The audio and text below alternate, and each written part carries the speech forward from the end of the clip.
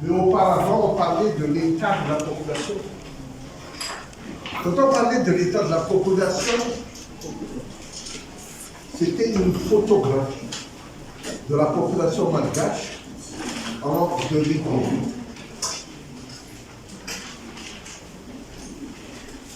Donc en 2018, on a décrit la population malgache, l'effectif total de la population. On a parlé de la densité. Combien y a-t-il de population par kilomètre carré à Madagascar? On était à 46, je crois, 46 habitants par kilomètre carré. On a parlé aussi de la répartition de la population en milieu urbain et en milieu rural. Combien y a-t-il de population en ville et combien y a-t-il de la population à la campagne? Et on a trouvé que le taux d'urbanisation à Madagascar, où la proportion de la population vivant en ville par rapport aux autres pays est relativement faible. On était à 20%. Ça veut dire que 20 habitants sur 100 vivaient en ville à Madagascar en 2018.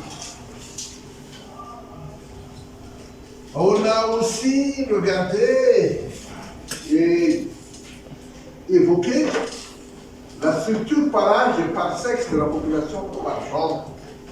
Combien y a-t-il d'hommes, combien y a-t-il de femmes? Et quelle est la répartition de cette population dans les pays?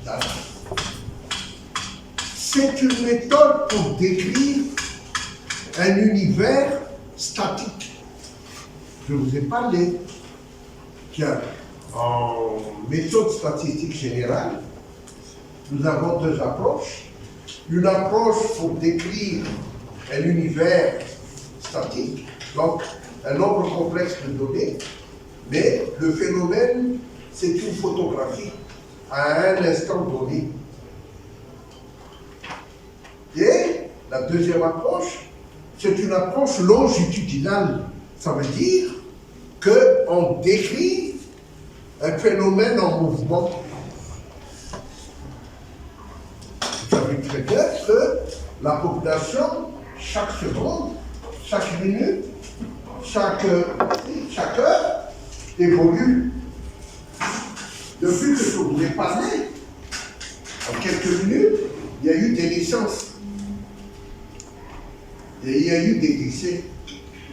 Les naissances augmentent la population et les décès diminuent la population. Est-ce que vous êtes d'accord? Et on parle de mouvement de la population. Voilà. Aujourd'hui, comme cette population évolue, donc en 1975, on était 7 603 780 habitants. En 1993, on était à 12 238 914 habitants.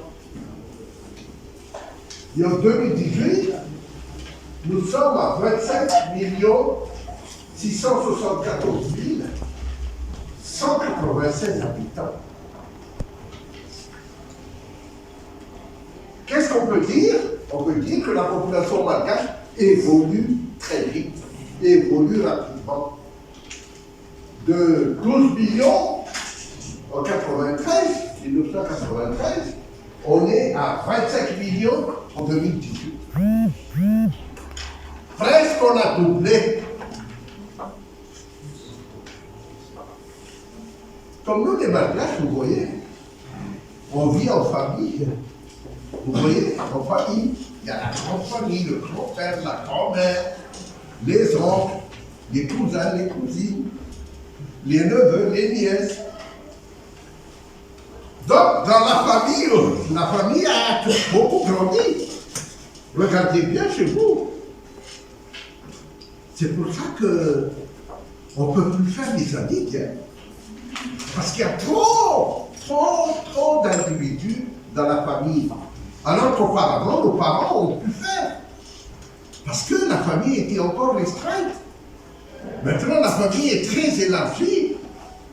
Et à chaque fois, j'ai remarqué qu'à Madagascar, on perd beaucoup de temps à faire des audits. On dit à Makfate, à des Artouriers, à Devne. Vous vous rendez compte?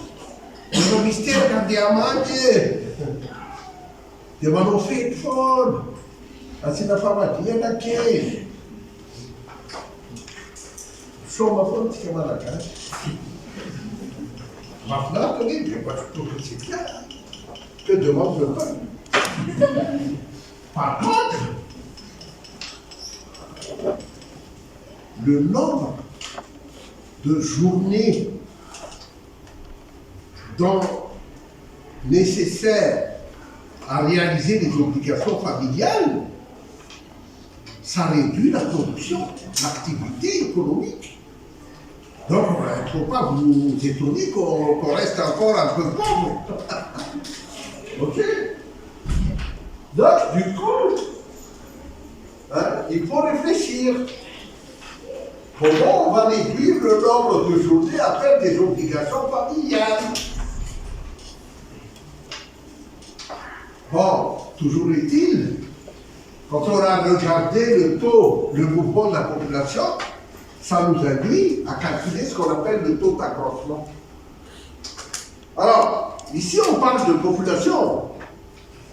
Mais vous qui faites par exemple la gestion, on peut parler du taux d'accroissement, n'est-ce pas, du produit brut d'exploitation. Comment augmenter le produit brut d'exploitation dans une entreprise?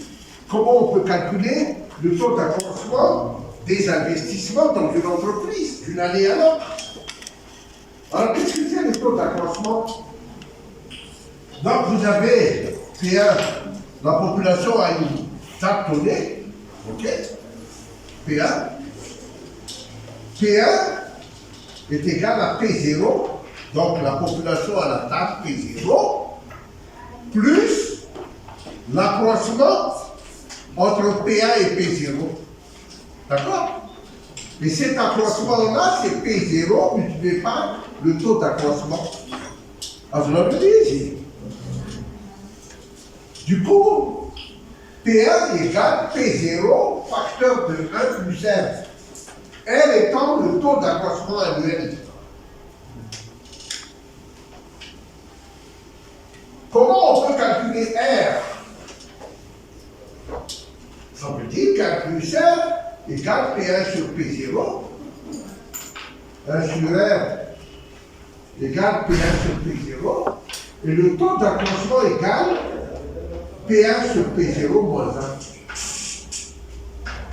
Voilà.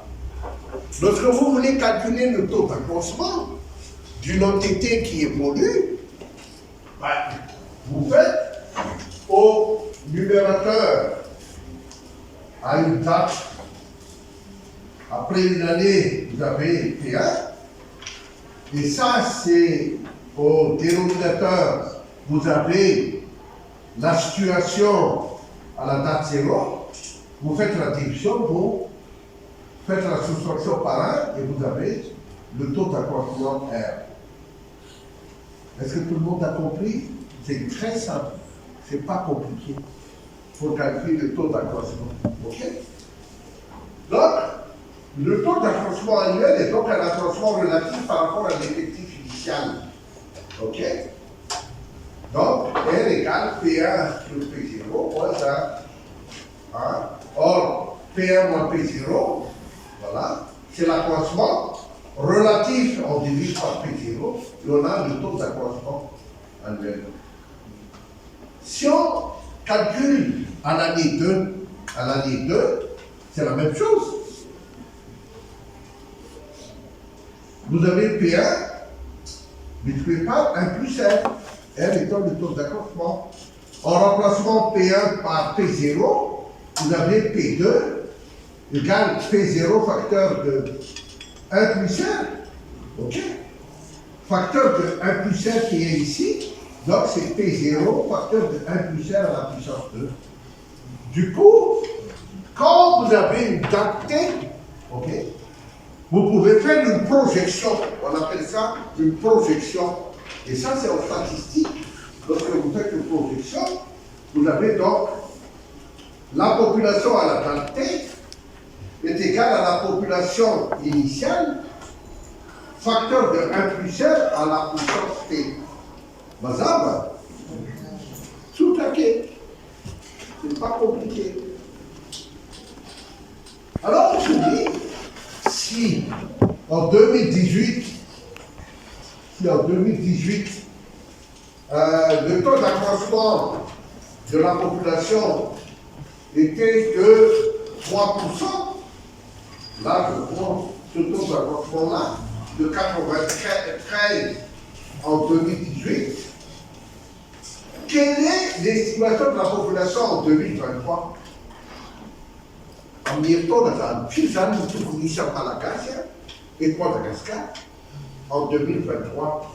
Entre 2018 et 2023, il y a combien d'années? Hein? 5 ans, 2018. Moins 2023, 2023, moins 2018, c'est 5 ans. T-ça égale 5. Le taux d'accroissement, c'est 3%. OK? Et P0 2018, c'est 25 674 593. Donc, en 2023, on sera 29 763 429. Mazab, voilà la statistique. La statistique peut prévoir. On appelle ça prévision. Et pour prévoir, il faut calculer le taux d'accroissement.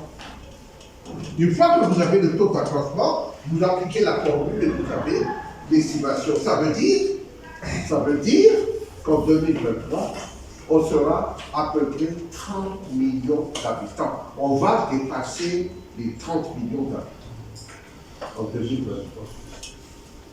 Vous avez bien compris. Ben, voilà déjà comment, en statistique, en méthode générale, on peut faire des prévisions.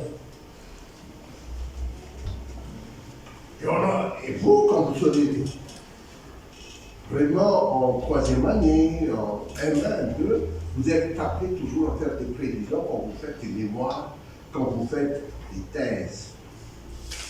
La science nous permet de prévoir. Voilà. Et la statistique nous permet de prévoir. Voilà. Alors, revenons à la population.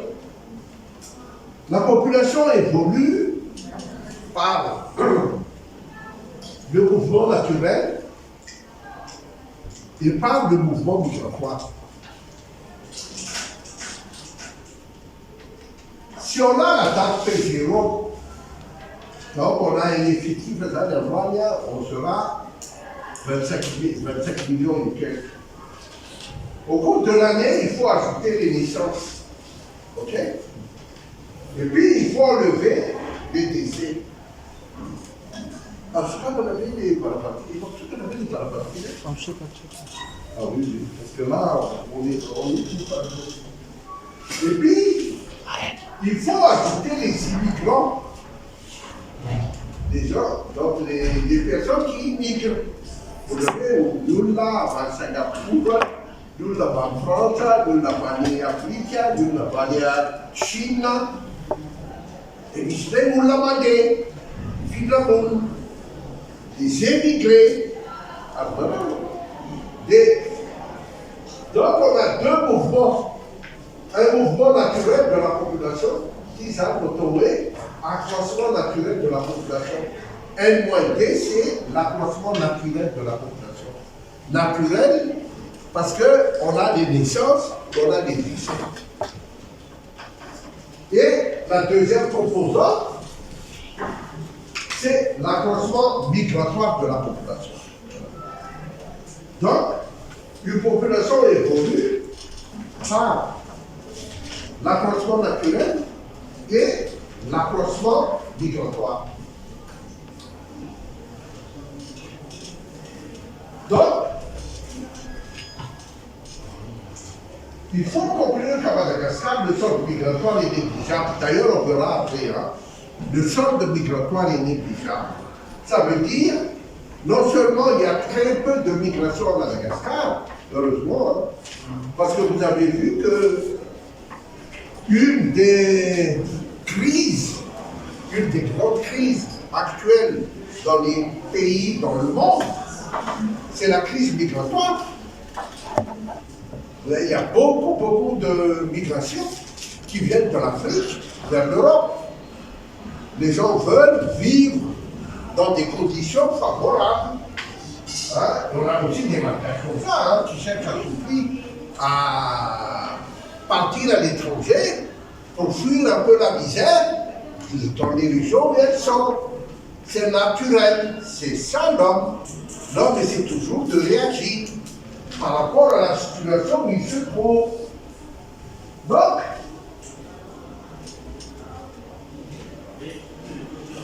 le taux de solde migratoire net, c'est R égale N plus M, ça c'est le taux d'accroissement.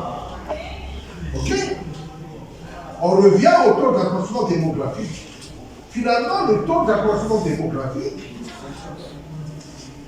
est égal au taux d'accroissement naturel plus le taux d'accroissement migratoire. C'est ça bien. Or, nous avons vu que le taux d'accroissement démographique est de 2,9% entre 2000 en 1993 et en 2018. Donc, R égale 2,9%. Et le taux d'accroissement naturel est aussi de 2,9%. On va le calculer après. Hein. Du coup, là, le taux migratoire, d'accroissement migratoire est égal à 0%. C'est ce que je voulais vous dire.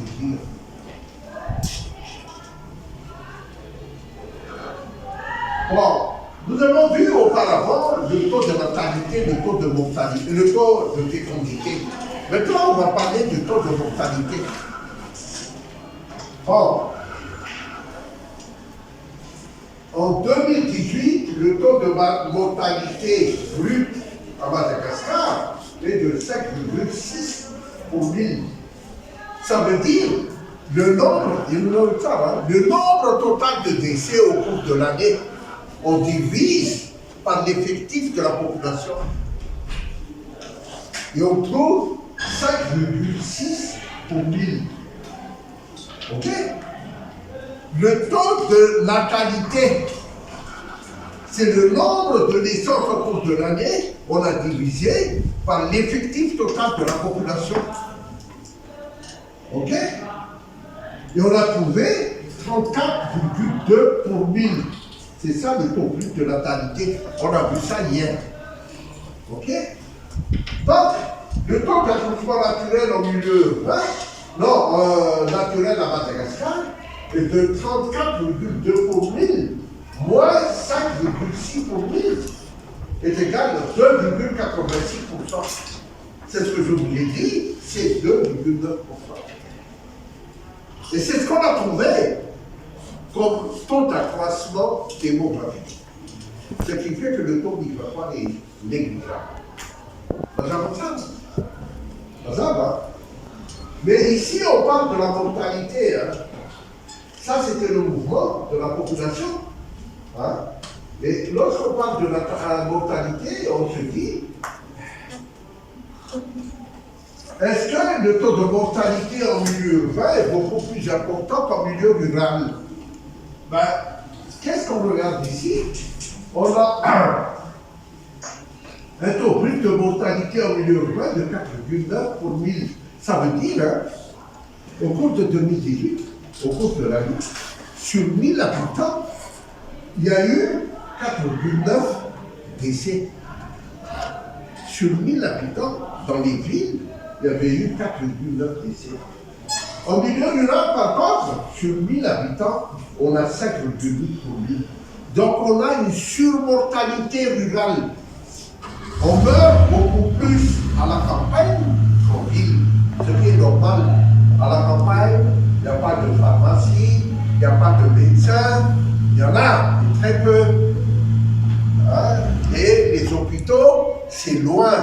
il faut marcher pendant 10 km pour avoir des hôpitaux. Alors qu'en ville, vous avez des hôpitaux à côté de chez vous, vous avez les pharmacies à côté de chez vous, vous avez les médecins à côté de chez vous. Donc c'est normal que, à la campagne, on a beaucoup plus de mortalité. Et on se dit, maintenant, est-ce que pour les hommes et les femmes, on a à peu près, n'est-ce pas, la mortalité. Et ce qu'on regarde ici, qu'est-ce qu'on voit ici? Que les hommes meurent plus que les femmes. Et on en a parlé, hein, je vous en ai parlé. Hein? Il y a plus de mortalité chez les hommes que chez les femmes. C'est comme je vous tourne à l'autre, non, je dis quand. Mais il y a des années. Ça, dernièrement, il y a eu beaucoup de jeunes, hein, vous qui vous aimez faire la moto, là, il y a eu beaucoup d'accidents en moto. Et lorsqu'on regarde, les motards sont plus des hommes que de jeunes filles, en général. Donc il y a plus d'hommes que de femmes qui meurent. Par exemple, là, je parle des motos. Bon, maintenant, ça c'est le taux de mortalité. Ça veut dire qu'on divise le nombre de décès par rapport à la population totale. Mais maintenant, on se dit, si on regarde par âge et par sexe, par âge, quel est le taux de mortalité par âge? Et on remarque qu'à Madagascar, il y a une surmortalité infantile. Voilà. Et une surmortalité juvénile entre 1 et 5 ans. C'est là où la mortalité est le plus importante. Ok? Lorsqu'on regarde, voilà. Le taux de mortalité, c'est 1. Hein? Vous avez remarqué qu'ici, le taux de mortalité est très important à 0 ans. Entre 0 et 1 an. Hein? Et puis, ça reste important entre 1 et 5 ans. Et on s'est dit, le taux de mortalité, on peut calculer le quotient de mortalité. Le quotient de mortalité, c'est le nombre de personnes qui meurent entre un âge et un autre. S'il y a 1000 naissances, lorsqu'on parle de 0, c'est la naissance. S'il y a 1000 nouveau-nés, s'il y a 100 000 nouveau-nés, ou 1000 nouveau-nés, ok, il y a 43 qui meurent avant d'atteindre la première année. 43 sur 1000 meurent avant d'atteindre la première année. S'il y a 1000, ça c'est le quotient de mortalité. S'il y a 1000 enfants de 1 an, 1000 enfants de 1 an, il y a 18, parce que vous multipliez sur le plus de l'autre, c'est 179 par 1000, il y en a 18 qui meurent avant d'atteindre l'âge de 5 ans. Et donc les quotients de mortalité veut dire le nombre de décès par rapport à un âge initial donné. Je donne ici par exemple les quotients de mortalité entre 25 et 30 ans, c'est 0,015. Ça veut dire 15 pour 1000, 15,2 pour 1000. Ça veut dire que s'il y a 1000 personnes de 25 ans, il y en a 15 qui meurent avant d'atteindre les 30 ans. Ok? Là, il y a la mortalité le plus faible, c'est à 10 ans. À 10 ans, c'est là où la mortalité est la plus faible. On a okay? C'est là où le taux de mortalité est le plus faible. Donc, on a un taux de mortalité très important, ça diminue jusqu'à 10 ans, et ça remonte à partir de 10 ans.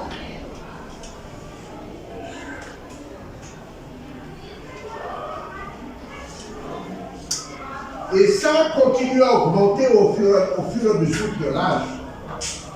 Hein? Lorsqu'on a 75 ans, lorsqu'il y a 1000 personnes qui ont 75 ans, il y a 320 qui meurent avant d'atteindre 80 ans. C'est important, hein? Le tiers. Ça veut dire qu'au fur et à mesure, on avance dans l'âge, le taux de mortalité est très important. Bien sûr, on n'est pas immortel. Le seul événement fatal dans la vie, c'est la mort.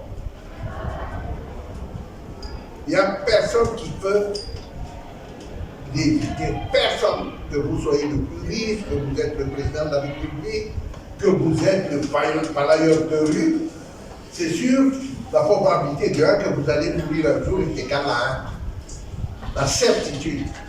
Ok? Mais ça, c'est le seul événement dans le monde où la probabilité est égale à 1. D'accord?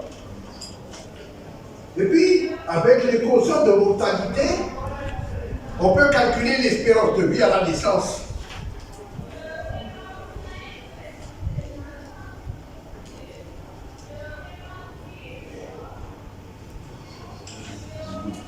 L'espérance de vie à la naissance, est-ce qu'on peut prendre plus tard? Non, plus tard. Ah, c'est bon, voilà. L'espérance de vie à la naissance est de 68 ans à Madagascar. Ça veut dire, quand vous êtes né, vous avez en moyenne devant vous 68 ans de vie. En moyenne. Un Malgache vit en moyenne 68 ans. Pour les hommes, c'est 66 ans. Voilà. Et pour les femmes, c'est 70 ans. Une jeune fille, quand elle est née, vit en moyenne 70 ans à Madagascar. Pendant qu'un garçon, il vit en moyenne 66 ans. Il y a une grande différence, hein. Il vaut mieux être une fille qu'un garçon, hein. Si on peut vivre longtemps. Comment ça se passe dans les pays développés?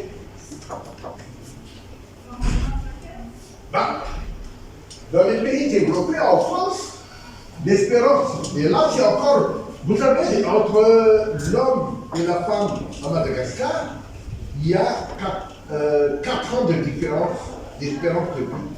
66 ans et 70 ans. En France, il y a 7 ans de différence. L'espérance de vie pour les hommes est de 78 ans et pour les femmes, 85 ans. Ça veut dire que si une fille est née en France, elle a 85 ans en moyenne de vie. Alors qu'à Madagascar, elle n'a que 70 ans de vie. Au Cameroun, et là c'est assez étonnant, hein, parce que l'espérance de vie à Madagascar est relativement grande. Ça veut dire, et pour l'expliquer, je ne sais pas pourquoi, on a une espérance de vie plus longue qu'en Afrique, en moyenne. Parce qu'au Cameroun, l'espérance de vie des hommes, à la même époque, est de 58 ans, alors que chez nous, l'espérance de vie des hommes est de 66 ans, presque 10 ans de plus. Alors que les femmes, ce n'est que de 60 ans. Alors qu'ici chez nous, les femmes, c'est de 70 ans. Donc on vit plus longtemps à Madagascar que dans les autres pays africains en général. C'est assez étonnant, mais c'est comme ça. Alors vous savez, là où il y a le plus d'espérance de vie à la naissance, là où les gens vivent le plus longtemps, c'est au Japon. Au Japon. Parce que l'espérance de vie pour les hommes est de 81 ans et les femmes est de 85 ans. Donc, il suffit que vous vivez au Japon, à Madagascar, et vous vivez 25 ans de plus. C'est quand même... non, 15 ans de plus. Pour les femmes, c'est de 15 ans de plus. Et pour les hommes, c'est 15 ans aussi. 66 ans plus 15, 81. 70 ans plus 15. 66 ans pour les hommes plus 15, c'est 81. Bon, on dit oui, on développe comme montage. Hein. Mais là, on voit aussi faire des conditions de vie aussi montage. Hein. Réfléchissez bien. Le moment du premier, on va tirer. Si ça vous plaît, là, ça débat, ça prend un débat, les conditions de vie. Des hygiéniques et des médicales aussi. L'une que l'on aimait, aide-toi et le chef d'État. Il ne faut jamais oublier ça. Aide-toi et le chef d'État. Voilà.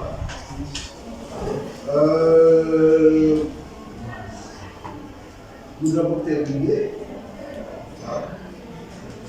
Et on a, en quelque sorte, là vous avez toutes les caractéristiques concernant par les méthodes statistiques générales de la population malgache. Mais, au lieu de population malgache, au lieu d'habitants, vous pouvez appliquer cette méthode-là pour toute autre unité statistique. Pour toute autre unité statistique lorsque vous faites des études. Ok? Alors, pour la collecte des données, ici, on a fait un recensement général. Il faut avoir beaucoup de données pour appliquer les méthodes générales en statistique. Et on fait des enquêtes par échantillonnage. Ok? Au lieu de faire un recensement général, ça veut dire un inventaire exhaustif de la population, on prend par exemple un groupe de population qui représente la population générale et on peut faire une étude là-dessus. On appelle ça une enquête par sondage. Une enquête par sondage. Mais là, c'est toute une autre question. Donc, on parle de technique de collecte de données. C'est mon cas. Collecte de données. Je pense que j'ai terminé le cours du journal avec vous. Si vous avez des questions, je suis là pour vous. Est-ce que vous avez des questions? Oui.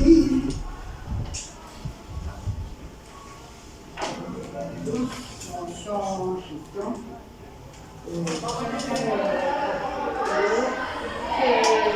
C'est les traditions. Pardon? Quels sont les infos que les statisticiens peuvent faire à Madagascar? Ah, je peux faire à Madagascar. Pardon? Hein? Les débouchés.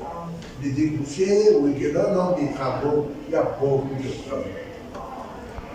On ne peut pas faire quoi que ce soit sans les statistiques. Même, mais oui, parce que vous savez, il vous faut des chiffres pour vous guider dans votre système de décision. Ok? Je vous donne un exemple. Est-ce qu'aujourd'hui je dois prendre le parapluie ou pas? Quelle est la probabilité qu'il va pleuvoir ou non?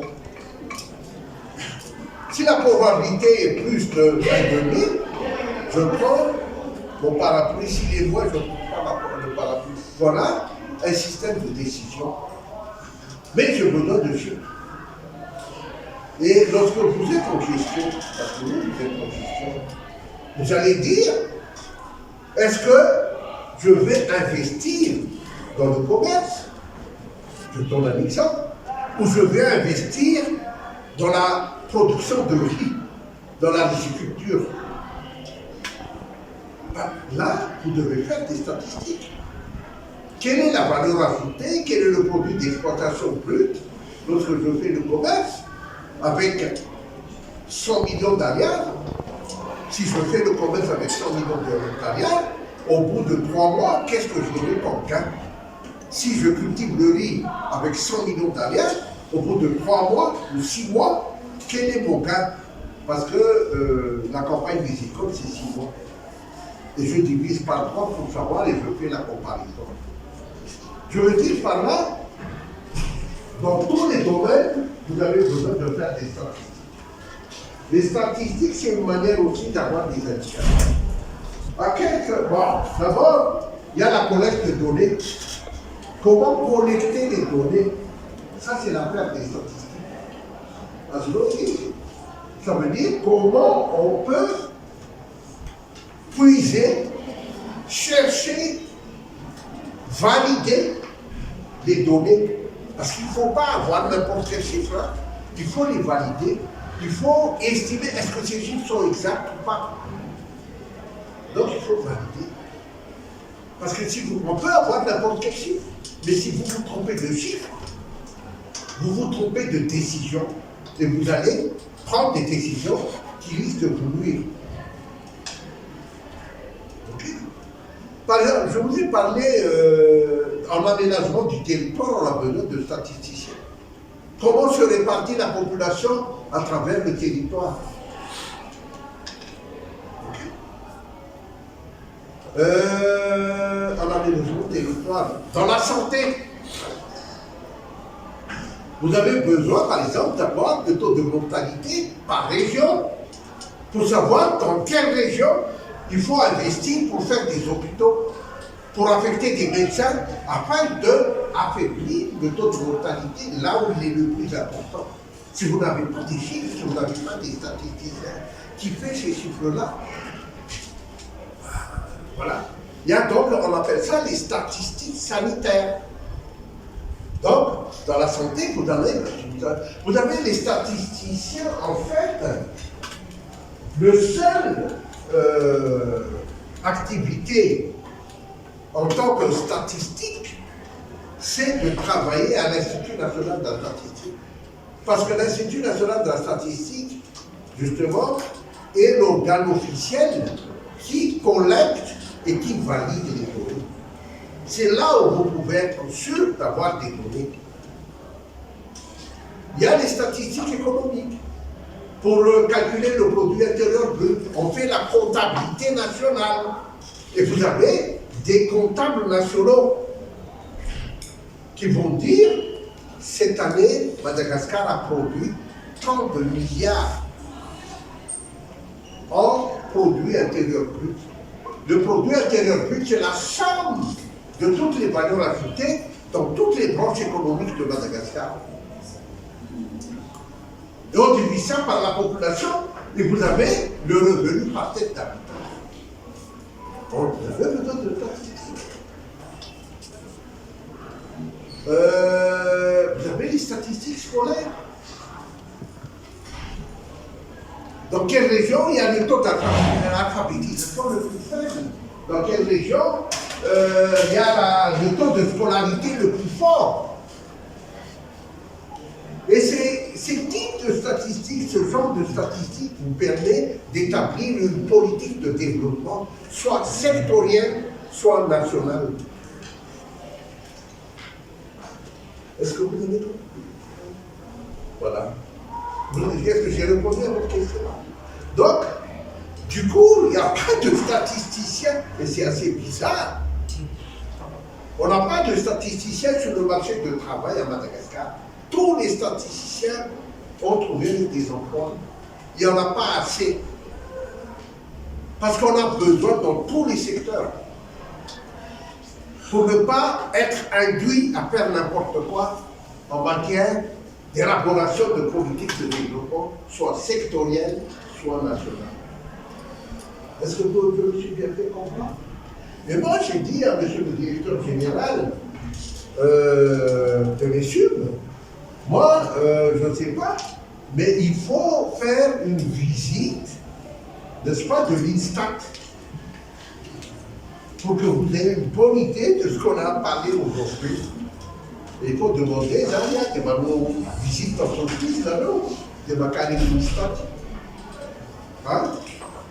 En 2 heures, vous allez visiter chaque service, le chef de service ou le directeur vous indique, ici on fait ceci, on fait cela, comment on le fait, voilà, pour élaborer les statistiques. Par exemple, la hausse du coût de la vie, l'inflation. On en a besoin pour calculer, même en gestion, vous en avez besoin de connaître le taux d'inflation. Mais qui fait sortir, qui donne le taux d'inflation par mois ou par an? Ça veut dire comment la vie s'est enchérie, n'est-ce pas, pendant un mois ou pendant une année.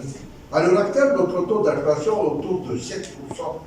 Ça veut dire, sur 100 milliards dans le panier de la ménagère, au bout d'une année, c'est devenu 107 milliards. Pour le même marchandise qu'on achète, ça, dans la année, ni un lave qui s'attaque, ni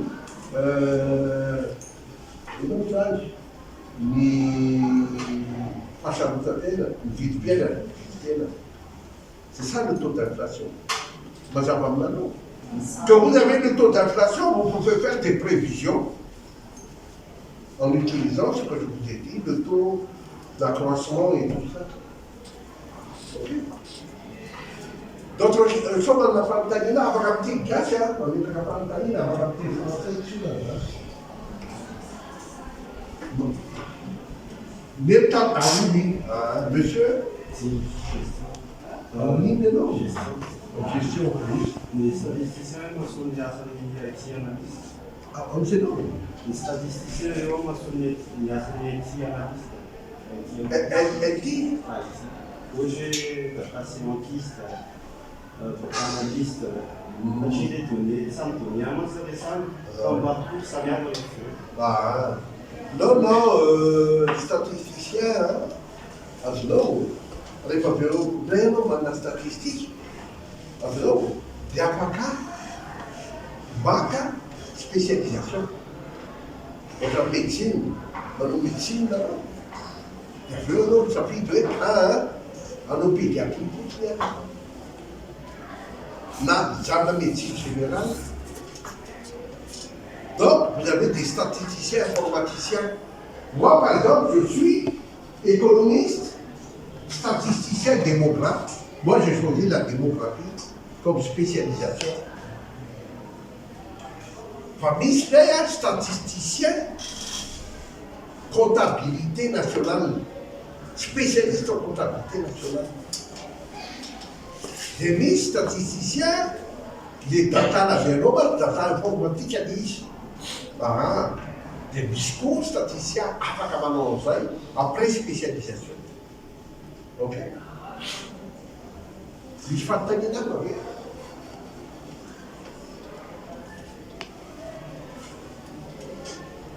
On a une étape dans le pour inaugurer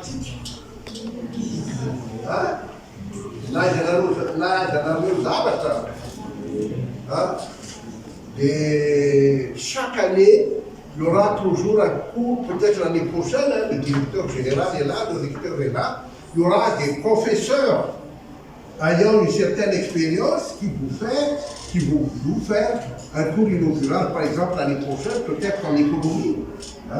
Donc, des économistes qui ont déjà publié des livres, qui ont fait des analyses économiques à Madagascar, mais qui devraient parler de l'économie malgache et comment